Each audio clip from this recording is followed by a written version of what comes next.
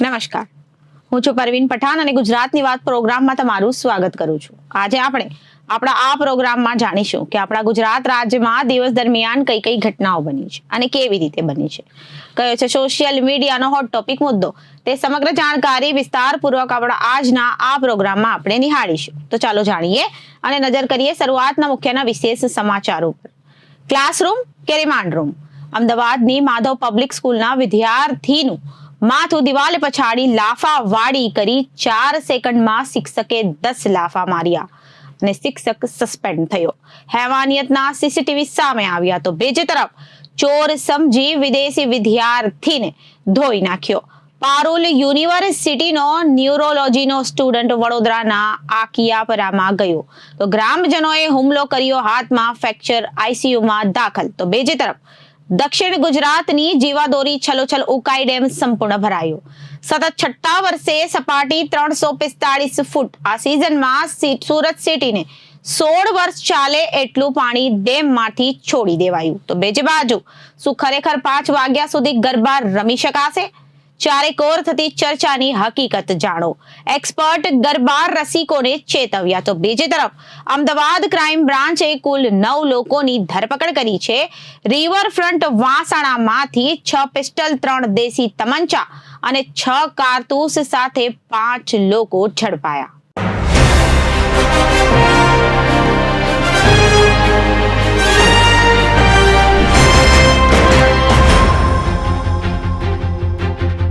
હવે જોઈએ સમાચારો વિગતવાર. અમદાવાદના પૂર્વ વિસ્તારની માધવ પબ્લિક સ્કૂલના એક શિક્ષકે વિદ્યાર્થીને ઢોર માર માર્યાની ઘટના સામે આવી છે. શિક્ષક વિદ્યાર્થીને તેની જગ્યા પર જઈને મારતો તેને ક્લાસની વચ્ચે લાવે છે. બાદમાં તેનું માથું દિવાલે પછાડી ધડાધડ લાફાવાડી કરે છે. આ સમગ્ર ઘટના સીસીટીવી કેમેરામાં કેદ થઈ ગઈ છે. બનાવની જાણ થતાં જ ડીઈઓએ સ્કૂલને નોટિસ આપીને આ વિડીયો અંગે ખુલાસો માંગ્યો છે. સ્કૂલ પણે બનાવ બાદ ગણિતના શિક્ષક અભિષેક પટેલને સસ્પેન્ડ કરી દીધો છે. શિક્ષકે એક પછી એક 10 લાફા ઝીક્યા. શહેરના વટવા વિસ્તારમાં આવેલી માધવ પબ્લિક સ્કૂલમાં અભ્યાસ કરતો એક વિદ્યાર્થી પોતાની જગ્યા ઉપર બેઠો હતો ત્યારે તે વિદ્યાર્થીને તેના સ્કૂલના શિક્ષક દ્વારા કોઈ કારણોસર ઢોર માર મારવામાં આવ્યો હતો. આ સમગ્ર ઘટનાના સીસીટીવી સામે આવ્યા છે, જેમાં તમે જોઈ શકો છો કે શિક્ષક વિદ્યાર્થીની જગ્યા પર જાય છે અને વિદ્યાર્થીને પકડીને બ્લેક બોર્ડ પાસે લાવીને દિવાલ પર માથું પછાડે છે. ત્યારબાદ 4 સેકન્ડમાં જ એક પછી એક 10 લાફા ઝીકી દે છે. જોકે ત્યારબાદ વિદ્યાર્થીને પીઠમાં જોરથી મારે છે અને ધક્કો મારીને બીજી તરફ દૂર કરે છે. ત્યારે આ સીસીટીવીના વાયરલ વિડીયો અંગે શિક્ષણ વિભાગે પણ નોંધ લીધી છે. અમદાવાદ શહેર ડીઈઓ રોહિત ચૌધરીએ જણાવ્યું હતું કે વાયરલ વિડીયો અંગે જાણ થતાં જ સ્કૂલને તાત્કાલિક નોટિસ આપવામાં આવી છે. સ્કૂલે શિક્ષકને સસ્પેન્ડ કર્યા છે, પરંતુ સ્કૂલ પાસે આ બનાવ અંગે ખુલાસો માંગવામાં આવ્યો છે. માધવ સ્કૂલના ટ્રસ્ટી સચિન પ્રજાપતિએ જણાવ્યું હતું કે શિક્ષક દ્વારા વિદ્યાર્થીને દિવાલ સાથે અથડાવીને ઢોર માર મારવામાં આવ્યો હતો. જે બાદ ડીઈઓ દ્વારા પણ સમગ્ર બાબતે સ્કૂલ પાસેથી ખુલાસો માંગવામાં આવ્યો હતો. ત્યારે માધવ સ્કૂલના ટ્રસ્ટી સચિન પ્રજાપતિએ જણાવ્યું હતું કે દિવસે આ ઘટના બની હતી તે જ દિવસે શિક્ષકને સસ્પેન્ડ કરી દેવામાં આવ્યા હતા. ત્યારબાદ ગતરોજ સ્કૂલના આચાર્ય દ્વારા પણ નિયમ અનુસાર સંચાલન ન થતું હોવાથી તેમને પણ સસ્પેન્ડ કરી દેવામાં આવ્યા છે. ડીઈઓ કચેરી ખાતે પણ આ બાબતે ખુલાસો માંગવામાં આવ્યો છે, તે આપવામાં આવશે. અગાઉ શિક્ષક ઉપર આ પ્રકારની કોઈ ફરિયાદ અમારા ધ્યાનમાં આવી નથી અને ભવિષ્યમાં સ્કૂલમાં આ પ્રકારની કોઈ ઘટના ન બને તેની પણ બાંયધરી આપવામાં આવી છે. આ ઉપરાંત શિક્ષકને પણ ટ્રેનિંગ આપવામાં આવશે અને તમને સમજાવાશે કે અન્ય કોઈ જગ્યાનો ગુસ્સો સ્કૂલમાં બાળકો પર ન ઉતારો અને દરેક વિદ્યાર્થીએ સારો વ્યવહાર કરવામાં આવે છે. અગાઉ શિક્ષક સામે કોઈ ફરિયાદ ધ્યાને આવી નથી. જો તેમ બન્યું હોત તો પહેલા શિક્ષક સામે કડક કાર્યવાહી કરીને નિયમ મુજબ પગલાં લેવામાં આવ્યા હોત. વડોદરા જિલ્લાના વાઘોડિયા સહિત વિવિધ તાલુકામાં ટેમ્પા અને ઇકો કારમાં ચોર ટોળકી ફરી રહી છે અને લોકોને માર મારી ચોરી લૂંટ ચલાવી રહ્યા હોવાની જોરદાર અફવાઓ ચાલી રહી છે.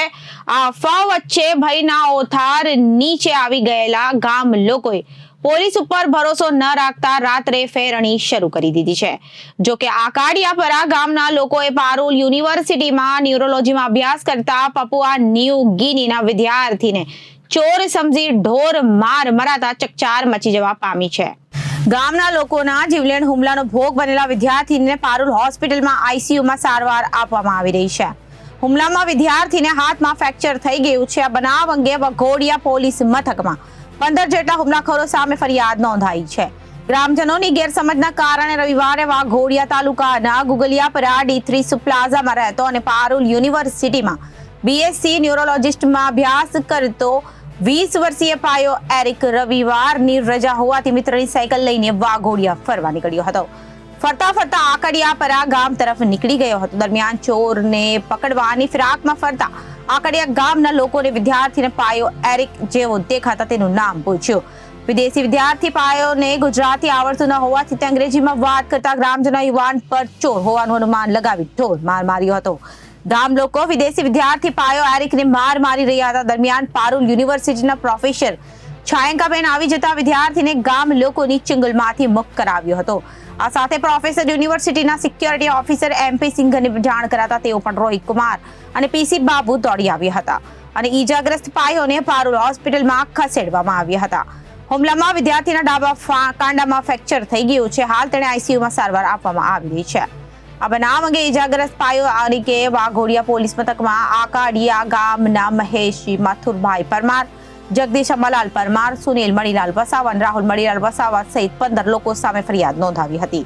પોલીસે ફરિયાદના આધારે કાર્યવાહી હાથ ધરી છે. આ બનાવની તપાસ કરી રહેલા PSI HV ગુજરાતીએ જણાવ્યું હતું કે પોલીસ હુમલાખોરોની ધરપકડની કાર્યવાહી હાથ ધરી છે. મળતી માહિતી પ્રમાણે ચોર ટોળકીની દહેશતના કારણે વાઘોડિયા GIDCમાં સેકન્ડ શિફ્ટમાંથી છૂટતા લોકો ભય વચ્ચે ઘરે જઈ રહ્યા છે. રોડ રસ્તા તેમજ સોસાયટીમાં હથિયારો સાથે લોકો નીકળી પડે છે. કેટલાક ગામોમાં મકાનો પર પથ્થર પડવાની વાતો ફેલાઈ રહી છે. વરસતા વરસાદમાં પણ ચોરોના ભય સામે લોકો પોતપોતાના વિસ્તારોમાં ઉજાગરા કરી રહ્યા છે. ઉલ્લેખનીય છે કે વડોદરા નજીક આવેલી પારુલ યુનિવર્સિટીમાં sigma engineering college, ITM engineering college અને વિવિધ કોલેજોમાં વિદેશી વિદ્યાર્થીઓ અભ્યાસ માટે આવે છે. તેઓ કોલેજની હોસ્ટેલમાં અથવા આસપાસના ગામોમાં મકાનો ભાડે રાખીને રહેતા હોય છે. રવિવારે હુમલાનો ભોગ બનેલા પારુલ યુનિવર્સિટીના વિદ્યાર્થી પાયો એરિક અને ગગાલીપુરા ગામમાં શુભ પ્લાઝામાં મકાન ભાડે રાખીને રહે છે. તે પાપુઆ ન્યૂ ગિનીનો વતની છે. દક્ષિણ ગુજરાતની જીવાદોરી એવો ઉકાઈ ડેમ હાલ સંપૂર્ણપણે ભરાઈ ગયો છે. ઉકાઈ ડેમ સંપૂર્ણપણે 345 ફૂટની સપાટી હાલ પહોંચી ગયો છે. ચોમાસાની સિઝનમાં ઉકાઈ ડેમ એક વખત સંપૂર્ણપણે ખાલી થઈને પાછો ભરાઈ જાય તેટલું પાણી તાપી નદી મારફતે દરિયામાં છોડી દેવાયું છે. ઉકાઈ ડેમની વર્તમાન સંગ્રહ કરવાની ક્ષમતા 7346 MCM છે, જેની સામે ડેમમાંથી અત્યાર સુધીમાં 7644.81 MCM પાણી તાપી નદીમાં છોડી દેવાયું છે. આમ તો ચાલુ વર્ષે ઉકાઈમાં 1,20,040.87 MCM પાણીની આવક થઈ છે, જેમાંથી 7,64,004.81 MCM પાણી છોડી મુકાયું છે. આ પાણી સુરતને પીવા માટે 16 વર્ષ ચાલે એટલું થાય છે. 7,644 MCM પાણી ઉકાઈથી તાપી નદીમાં છોડી મુકાયું હતું. ઉકાઈ ડેમના કેચમેન્ટના વીતેલા 24 કલાકમાં વરસાદ બંધ થવાની સાથે જ સત્તાધીશોએ પાણીની આવક પર ઘટીને 34,000 ક્યુસેક થતા પાણી છોડવાનું સંપૂર્ણ બંધ કર્યું હતું. ફક્ત કેનાલ માટે 800 આઉટફ્લો ખેતી પાક માટે પાણી છોડવાનું ચાલુ રાખ્યું હતું. ઉકાઈ ડેમમાં પણ આ વર્ષે 27મી જૂને પાણી આવવાની શરૂઆત થયા બાદ છેલ્લા 3 મહિનામાં ઉકાઈ ડેમમાં 1,20,040.87 મિલિયન ક્યુબિક મીટર MCM પાણીની આવક હતી, જેમાંથી 6 ઓગસ્ટથી લઈને આજ દિન સુધીમાં 7,644 MCM પાણી ઉકાઈથી તાપી નદીમાં છોડી મુકાયું હતું. ચાલુ વર્ષે કુલ 1,20,040.87 MCM પાણીની આવક થઈ. ચાલુ સિઝનમાં ઉકાઈ ડેમમાં સૌપ્રથમ વખત 27મી જૂનના રોજ પાણીની આવક થઈ.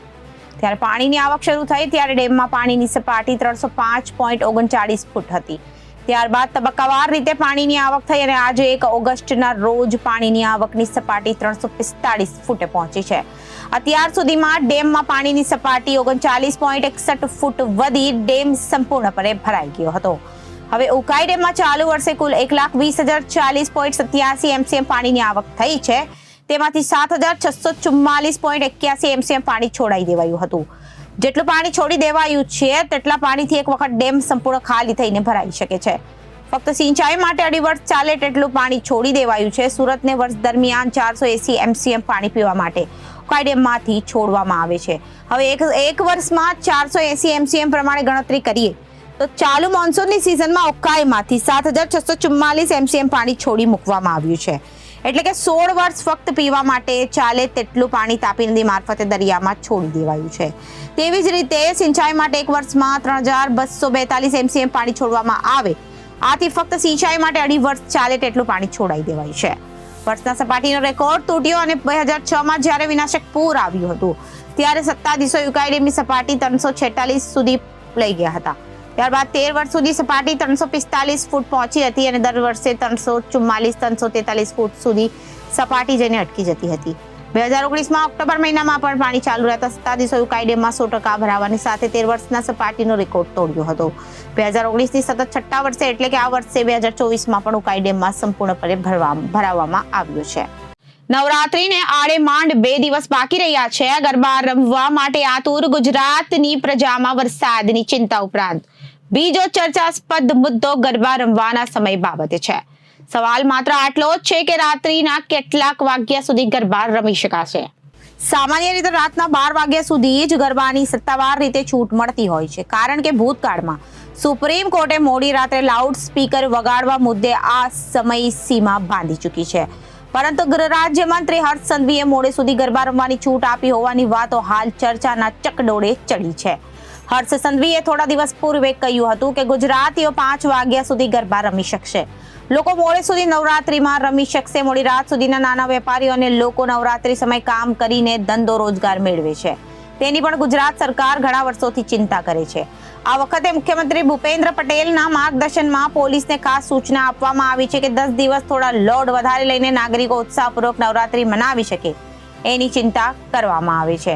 સૌ ખેલૈયાઓ અને આયોજકોને પણ વિનંતી છે કે તમારું મ્યુઝિક, ડીજે, બેન્ડ વગેરેના કારણે અન્ય લોકો હેરાન ન થાય તે આપણી જવાબદારી છે. ગુજરાતમાં મોડે સુધી લોકો ગરબા રમી શકે છે એ માટે વ્યવસ્થાઓ પણ કરવામાં આવી છે. આ સાથે જવાબદાર નાગરિક તરીકે લોકો પોતાની ફરજ પર અદા કરશે એવો વિશ્વાસ છે. ગૃહ રાજ્યમંત્રી હર્ષ સંઘવીએ આપેલા નિવેદનની સોશિયલ મીડિયાથી લઈને લોકમુખે એમ ચારેકોર ચર્ચા થવા લાગી છે. ખેલૈયાઓ ખૂબ ઉત્સાહમાં આવી ગયા છે, કારણ કે લોકોએ એવું અર્થઘટન કર્યું છે કે નવરાત્રી પર સવારના 5 વાગ્યા સુધી પણ ગરબા રમીશું તો પોલીસ રોકશે નહીં. ગુજરાતના મોટા શહેરોમાં નવરાત્રીની રંગત મોડી રાત્રે જ જામે છે, એટલે કે ખેલૈયાઓને એવો મત રહેતો હોય છે કે મોડે સુધી ગરબા રમવાની છૂટ મળવી જોઈએ. આ જ કારણસર દર વર્ષે પ્રશ્નો ઊભો થાય છે. પોલીસે કેટલાક વાગે ગરબા બંધ કરાવી શકે, જો કે નોંધવા જેવી વાત છે. હર્ષ સંઘવીએ પોતાના નિવેદનમાં ક્યાંક પણ એવો ઉલ્લેખ નથી કર્યો કે લાઉડ સ્પીકર સાથે મોડી રાત સુધી ગરબા રમવાની છૂટ આપીશું. તેમણે માત્ર આટલું જ કહ્યું છે કે સવારના 5 વાગ્યા સુધી ગરબા રમી શકાશે.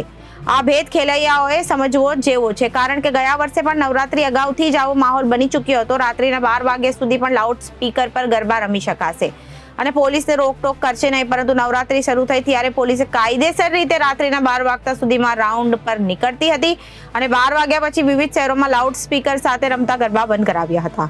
બીજી નોંધવા જેવી વાત એ છે કે આ વખતે પણ વિવિધ જિલ્લા કલેક્ટર તેમજ પોલીસ કમિશનર જાહેરનામા બહાર પાડ્યા છે, જેમાં નવરાત્રી પર કયા કયા નિયમોનું પાલન કરવાનું રહેશે તેનો ઉલ્લેખ છે. આ જાહેરનામામાં સ્પષ્ટપણે લખ્યું છે કે રાત્રે 12 વાગ્યા પછી લાઉડ સ્પીકર પર ગરબા નહીં રમી શકાય. જો આ નિયમોનું ઉલ્લંઘન થશે તો પોલીસ કાયદેસર રીતે કાર્યવાહી કરી શકે. એટલે ખેલૈયાઓમાં ગરબાના સમય મુદ્દે જે વાતનો માહોલ બન્યો છે એના કરતા કાયદેસરની સ્થિતિ ઘણી અલગ છે. અમદાવાદ ક્રાઇમ બ્રાન્ચે 6 દેશી બનાવટની પિસ્તલ સાથે 3 તમંચા અને 6 કારતૂસ સાથે 5 ને ઝડપી લીધા છે. 6 દિવસ પહેલા પણ ક્રાઇમ બ્રાન્ચે દેશી બનાવટની 8 પિસ્તલ અને 39 કારતૂસ સાથે 4 ને ઝડપી લીધા હતા. આમ છેલ્લા એક અઠવાડિયામાં ક્રાઇમ બ્રાન્ચે 17 હથિયાર, 45 કારતૂસ સાથે કુલ 9 આરોપીઓની ધરપકડ કરી છે. સરખેજના અંબર ટાવર પાસે રહેતા મોશીન ઉર્ફ મોટા સલીમ મણિયાર ને પોલીસે વાંસાડાના શાસ્ત્રી બ્રિજ પર પાસેથી દેશી બનાવટની 5 પિસ્તોલ જેની કિંમત રૂપિયા 1.25 લાખ સાથે ઝડપી પાડ્યો હતો. આ પહેલા મોસીન સરખેજમાં એક ગુનામાં પકડાઈ ચૂક્યો છે, જ્યારે સાબરમતી રિવરફ્રન્ટ રોડ પર લેમન ટ્રી હોટેલની પાછળ ખુલ્લી જગ્યામાં પોલીસે એક દેશી બનાવટની પિસ્તલ અને 2 દેશી તમંચા અને 1 12 બોરના તમંચા અને 6 કારતૂસ સાથે 4 આરોપીને ઝડપી લીધા છે, જેમાં મોહમ્મદ ફાઝિલ તુર્કી, મતીન નઝારુલ તુર્કી અને અનીશ તુર્કીનો સમાવેશ થાય છે. જેમાંથી આરોપી અનીશ તુર્કી 1 વર્ષ પહેલા શાહીબાગમાં મારામારીના ગુનામાં પકડાયો હતો. 6 દિવસ ક્રાઇમ બ્રાન્ચ દેશી બનાવટની 8 પિસ્તલ અને 39 કારતૂસ સાથે 4 ની ધરપકડ કરી છે. 25/9/2024 ના રોજ અગાઉ જ્યારે મોટી સંખ્યામાં ગેરકાયદેસર હથિયારો અને કાર્ટૂન્સ પકડાયા હતા, એ ગુનાની તપાસ દરમિયાન એ ગુનાના સંલગ્નને પણ બીજી કેટલીક ફળદાયક હકીકત મળેલી અને એ હકીકત આધારે ક્રાઇમ બ્રાન્ચની અલગ અલગ 2 ટીમ દ્વારા કુલ 9 હથિયાર, 5 કાર્ટ્રીજ, 6 કાર્ટ્રીજ અને 5 આરોપીઓની ધરપકડ કરવામાં આવેલી છે. આ પૈકી જે મુખ્ય આરોપી છે જેની પાસેથી વધુ જથ્થો પકડાયો છે એ આરોપીનું નામ છે મોહસિન ઉર્ફે મોટા યુસુફ મણિયાર, જે અંબર ટાવર, સરખેજ, અમદાવાદ શહેર ખાતે રહે છે. આ મોહસિન જે છે એ આ હથિયારો ઈડર ખાતેથી લાવેલો હતો અને ત્યાં કોઈ કલ્પેશ ઠાકોરના નામની વ્યક્તિ સાથેના સંપર્કમાં આવેલો.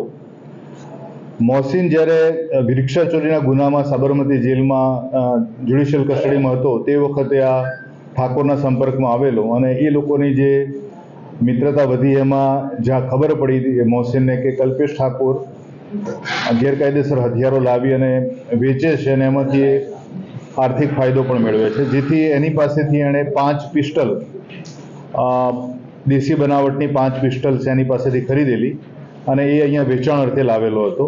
અને જે માહિતી મળતા એને વિશાલાથી ફતેવાડી જવાના પાછળના રોડથી એને પકડવામાં આવેલો છે. એ જ રીતે બીજા એક જે 4 આરોપી જે છે એ પૈકી મોહમ્મદ ફાઝિલ તુર્કી, જે ચીપા સોસાયટી દાણી લીમડા ખાતે રહે છે, મતીન તુર્કી, જે મિર્ઝાપુર કોર્ટની સામે રહે છે વસુંધરા કોમ્પ્લેક્સમાં, અને અનીશ તુર્કી એ અભિષેક એસ્ટેટ શાહીબાગ ખાતે રહે છે, અને મોહમ્મદ ફૈઝાન તુર્કી, જે મિર્ઝાપુર કોર્ટની સામે વસુંધરા કોમ્પ્લેક્સ પાસે રહે છે. માહિતી મુજબ આ લોકો પણ આ જે ગેરકાયદેસર હથિયારો ઉત્તર પ્રદેશ સંભલ ખાતેથી લાવેલા, કારણ કે આમ 4 આરોપીઓ મૂળ સંભલના છે અને અહીંયા ઘણા વર્ષોથી અહીંયા રહે છે, અને ત્યાંથી લાવેલા એ પૈકી દેશી તમંચા 3, એક પિસ્ટલ અને .315ના બોરના 4 કાર્ટ્રીજ અને 12 બોર દેશી તમંચાના 2 કાર્ટ્રીજ સહિત એ લોકો પકડાયેલા છે. આ જે આરોપીઓ છે એ એમના મૂળ વતનમાં, જ્યાં એમને સરળતાથી આ પ્રકારના ગેરકાયદેસર હથિયારો મળે છે, તો ત્યાંથી લાવીને અહીંયા વેચવાની આ પ્રવૃત્તિ કરતા હતા અને એ માહિતી આધારે કુલ 5 આરોપીઓની 2 ગુનામાં ધરપકડ કરવામાં આવેલી છે. તો અત્યારે ગુજરાતની વાતમાં વિરામ લઈએ. વધુ સમાચારો માટે જોતા રહો જનાદેશ ન્યૂઝ. નમસ્કાર.